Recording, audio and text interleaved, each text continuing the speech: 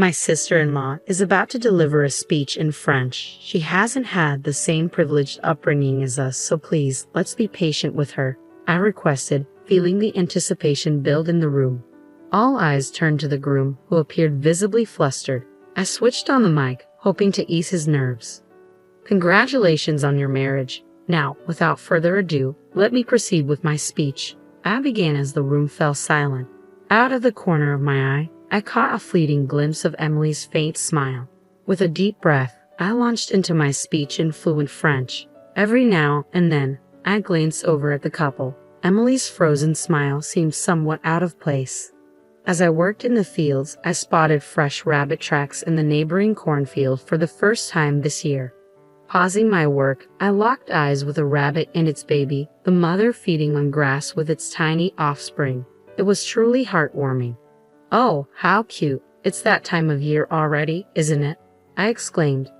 I introduced myself as Sarah, currently 30 years old, planting corn in a carefully prepared field. The farming work was monotonous, often making me lose track of time. As evening approached, I decided to call it a day, exchanging nods with a familiar farmer also preparing to head home. Living off a mix of farming and part-time jobs started when my parents were killed in an accident during my middle school years, leaving me and my younger brother, Jason, in the care of our maternal grandparents. Despite their kindness, our grandmother's frailty and frequent illness added strain to our lives. Our grandfather, though brave and supportive, seemed worn out from shouldering responsibilities. With our grandmother's uncertain health, I chose not to pursue high school, instead working to support Jason's education. He eventually secured a spot at Harvard University, and I attended his college orientation, filled with tears of relief. Years passed, and our grandparents retired, prioritizing each other's care. Today, after work, I plan to visit them, knowing how precious these moments were, especially for Jason, who rarely had the chance to see them due to his job. As I parked my car and opened the slightly old door, the darkness enveloped me, signaling the end of another day's labor. "Welcome home, Sarah," echoed through the house as I stepped inside. "Hey, Sarah's back," I heard from the back, followed by the sound of quiet footsteps. "Sarah, you look well. You haven't had dinner yet, right? It's ready. Why don't you join us?" "It's been a while," said my grandparents in unison, their warmth enveloping me. "I'm hungry," I admitted, and both of them welcomed me with smiles. Though I'd been away from this house for many years, the comfort of my childhood home was irreplaceable. As we sat down to dinner, catching up and making small talk, the phone rang. "Who could it be at this hour?" "Should I get it?" I asked. "No, it's fine, Sarah. Just sit down and eat your dinner," insisted my grandmother as she answered the phone. "How? Oh, it's been a while, hasn't it? I'm fine. How about you?" "Oh, really? Congratulations, that's great. Oh, wait, let me get Grandpa on the phone." I immediately sensed it was Jason on the other end of the line. The phone was passed to my grandfather, who also seemed to enjoy the conversation. "Sarah, you should also talk to him," my grandmother urged. "It's okay. I can talk to Jason anytime," I replied, but my grandfather insisted, handing me the phone with a happy look on his face. Surprised by Jason's voice, louder and more energetic than I'd expected, I gasped a bit. "Long time no see, Jason. I'm good. You startled me with your loud voice, but I'm glad you sound well." "Hey, what am I, chopped liver?" Jason joked. "Grandpa and Grandma just have poor hearing." I couldn't help but smile and chuckle. "That's so like you, Jason. So you occasionally call like this, huh?" "No, it's been a while since I last called. I had something to tell you," Jason explained. "Something to tell?" "Yeah, I've already told Grandpa and Grandma, but I'm headed overseas for work." "What? That's amazing. So they chose you, Jason," I exclaimed. "Well, it's not that big of a deal, but you know, it's all thanks to you, sis." "Thank you," Jason replied gratefully. "What do you mean? It's all because you worked hard, Jason." "So, was this call to tell me you won't be able to return home for a while?" I asked. "There's one more thing, actually. I'm getting married at the same time too," Jason revealed. "Really? Congratulations. I'm so happy for you," I exclaimed. I really wanted to introduce her to you sooner, but I've been too busy with work these past few years. That's why I had to tell you on the phone like this. "That's all right. Being busy is a good thing," I assured him. "Thanks, sis. So, my assignment is in Paris. I'll be living there for the foreseeable future. We're thinking of holding the wedding there. So, come over with Grandpa and Grandma. I'll cover the travel expenses, of course. Paris. When I glanced at my grandparents, they were beaming, perhaps thrilled for Jason. But a wave of worry washed over me. Taking the elderly couple on such a trip might be too much for them. Jason, I'd love to go, but taking these two. I trailed off, my concern evident. I know it would be bad if something happened. I wanted them there for the special moment. Oh, then I'll come over before the wedding. When's your next day off, sis? Jason inquired. I have tomorrow off, but after that, I replied. Got it. Then I'll bring her over tomorrow. Let Grandpa and Grandma know. What? Wait, that's pretty short notice, Jason noted. Wait, did you have some plans, sis? He asked. Not really, but mental preparation. You don't need that. She's a really nice girl. I'm sure you'll like her, Jason assured me hastily. Oh, I've got to get back to work. Can you tell them bye? The call ended abruptly, leaving me hanging up reluctantly. I see Jason's getting married. That's wonderful, Grandma remarked, her eyes sparkling with joy. That's right, he used to be so small. I'm so happy for him. Oh, Sarah, is the call over? What did Jason say about that? He's bringing his fiancée over tomorrow, I explained, still a bit surprised by the sudden turn of events. I see. At our age, it's hard on the heart to fly indeed. But if we can see Jason again after so long, let's make a feast tomorrow, Grandpa suggested, his tone filled with excitement. Jason has always been smart, but he's always been restless, always thinking on the run, so to speak, Grandma reminisced. Well, it's good that he's found someone who can support him. Let's celebrate tomorrow, then. I'll come over early tomorrow and help with the cooking.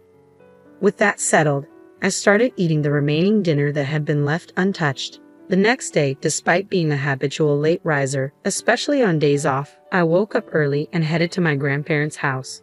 Despite it only being midday, they were already busy preparing for the visitors.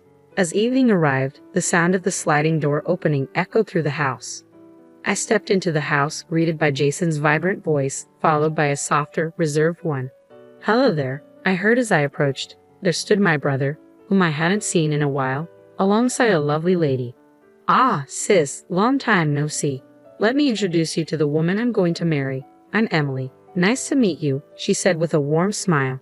Oh, I'm Sarah, Jason's sister. It's so nice to meet you, Emily, I replied, extending my hand. Emily and I shook hands, welcoming the couple into the house. Emily greeted our grandparents warmly, her laughter filling the room. She was outgoing and quickly became friendly with them. As we sat around the dinner table, Emily suddenly asked me a question. So, sister-in-law, you're a fan of lemon on your shrimp, huh? Oh yes, I always have been. Really? I responded. Me too. This is the first time I've met someone else who likes it the same way. I'm so happy, Emily exclaimed. Her cheerful conversation made her easy to talk to, and we chatted and laughed together. However, I couldn't help but notice Emily's gaze on me whenever I was talking with others or had to leave my seat for the restroom. I brushed it off, thinking it was perhaps poor eyesight or just the way she looked at people. Today wasn't the day to worry about it. We were here to celebrate Jason's upcoming marriage. The conversation shifted to Jason's future Southeast assignment, and from there, I learned that Emily had lived in Paris during her junior high school years. That should make adjusting to life there and any culture shocks easier, right? I asked. Yes, indeed. The city might look a bit different now, but I think I can manage living in Paris. Plus, I'm really happy to have the wedding in my second hometown, Emily replied with a smile. All of this, including Jason's overseas assignment and meeting Emily, filled me with a sense of joy and anticipation for the future. I owe it to you, sis. It's all because you encouraged me to go to school back then. I can't thank you enough, Jason expressed gratefully, his words humbling me. But Jason kept thanking me throughout the day. Stop. Come on. Like I always tell you, it's all because you worked hard, Jason. I insisted. But sis, I wouldn't be who I am today if you hadn't done everything for me, Jason persisted. Oh, I remember now. I'd like to ask you to give a speech at the wedding, he suddenly said. Me? Well, it is your important day. If you want me to, I'll do it, I agreed. Really? That's great. Looking forward to it. Don't set the bar too high, Jason joked. Even at that moment, I felt Emily's gaze on me. However, the dinner went smoothly, and I breathed a sigh of relief. Time flew by, and before I knew it, it was the day of Jason's wedding. From the day I was asked, I had been rehearsing the carefully crafted speech for Jason's big day. As I headed to the venue, I mentally read through the speech, preparing to deliver my brother's once-in-a-lifetime speech. When we arrived at the ceremony venue, I decided to check on Jason first, heading towards the groom's waiting room. As I opened the door, I was surprised to see Jason still in his everyday clothes. "Oh, big sis, thanks for coming. Was it hot outside?" he asked. "Yeah, I was taken aback by the heat, but I'm fine. More importantly, you haven't dressed up yet. I was looking forward to seeing you in a tuxedo," I teased. "You're too eager. We still have plenty of time," Jason reassured me. As we chatted for a bit, I heard the door open. Turning around, I saw Emily, the bride, standing there. I tried to greet her, but she cut me off, a knowing look in her eyes. "You made it here all by yourself, sister-in-law. I heard you didn't go to high school, so I was worried about you," she blurted out loudly, leaving me taken aback in the quiet waiting room. "Huh?" Jason stepped in front of me, confronting Emily. "Hey, what the heck? Stop it, Emily." "I was just expressing my concern. Why are you blaming me?" Emily whimpered, facing the furious Jason. I watched this unfold and promptly stepped between Jason and Emily. "Don't get mad, Jason. I'm fine. Today is an important day, right?" "If you say so, sis." Jason relented, and the situation settled down. Emily, on the verge of tears over the smallest thing, struck me as someone who always needed to be the center of attention. Throughout Jason's dating history, some of his girlfriends had been jealous of the bond between us siblings. With that experience, I maintained my composure as I observed Jason comforting Emily until her tears subsided. Intending to leave early to find my seat and rehearse my speech, I began to step away. However, just as I was about to go, Emily, who had been crying moments before, flashed me a smile. "Oh, and please do your speech in French so everyone can understand it," she said, giggling. I was left dumbfounded. "No, sis, you don't have to do that, Emily. Don't say such things," Jason chimed in quickly. At that, Emily's face crumpled as if she were about to cry again. "It's okay, Jason, I understand. I'll practice," I reassured her, trying to ease the tension. Emily cracked a small, cunning smile, but I quickly left the scene. The wedding began, and seeing Jason being showered with blessings, looking so content, made me genuinely happy. As the ceremony continued, before I knew it, it was my turn to speak. Standing nervously before the mic, I was about to start my speech when a voice echoed from a different mic. "My sister-in-law is going to give a speech in French. She hasn't been brought up in the same kind of educated environment as us, so please be patient with her." Upon hearing this, the room buzzed with anticipation. All eyes turned to the groom, who was visibly flustered. I switched on the mic, hoping to put him at ease. "Congratulations on your marriage. Now, without further ado, let me proceed with my speech," I began, as the room fell silent.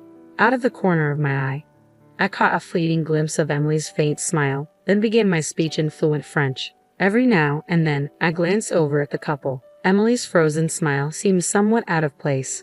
"Why, how?" Recalling my past, I remembered a time when I once worked part-time in agriculture. We hosted a French man who was interning there, 5 years older than me. He was kind and always thoughtful, and I secretly had a crush on him. Looking back, it was my youthful days, eager to deepen my friendship with him despite the language barrier. I borrowed my friend's school French textbook and studied diligently. At first, our conversations were awkward, but eventually, I became capable of casual conversation in French. As my jokes during the speech set the room roaring with laughter, I noticed Emily seemed completely lost. I figured she'd probably forgotten her French after so long abroad. Moreover, her 3 years of middle school overseas had taught her that unless you're keen on learning, you can get by with just gestures and vibes. Just as it's hard for a child to understand what adults talk about, it seemed unlikely Emily understood everything that was happening. As my speech drew to a close, I saw Jason deeply moved, crying beside her, Emily clueless as to why he was crying. As I finished speaking, the room erupted into applause. Emily, who still had no clue what was happening, started clapping along. When I asked, "Was that okay?" in French, she fell silent, her face flushed with frustration. Seeing this, the crowd, including the guests, clapped even more. As I was returning to my seat, I heard Emily's sharp voice. "Excuse me, isn't it time for me to change into my next outfit? Why do I know the schedule better than you all? Can't you do your job? Hurry up." Perhaps she was irritated with me. Emily's tirade against the staff and her behavior towards everyone else remained terrible until the end.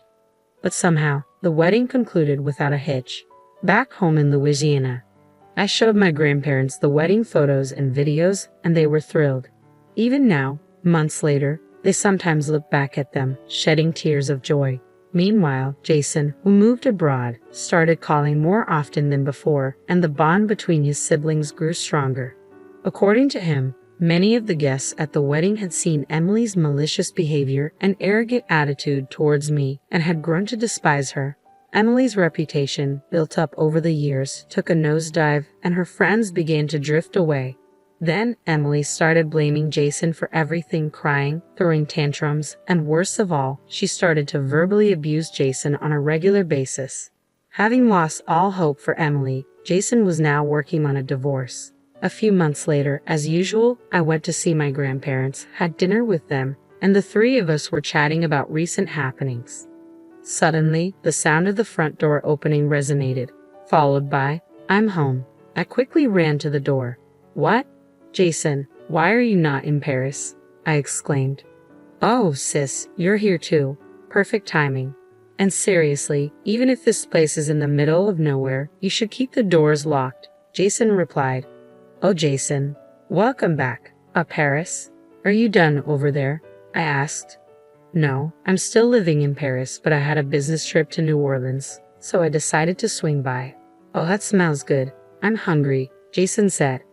"Well then, come over here and eat, Jason. Guess what? Jason's back." Seeing Jason for the first time in a while, my grandparents were happy, their voices naturally rising, and they surrounded the hungry Jason with flying conversations. Amidst all this, I was worried about this think of the run type of Jason. "Jason, it's totally fine that you suddenly came back, but are you okay with your own family matters?" I asked, my voice somewhat loud.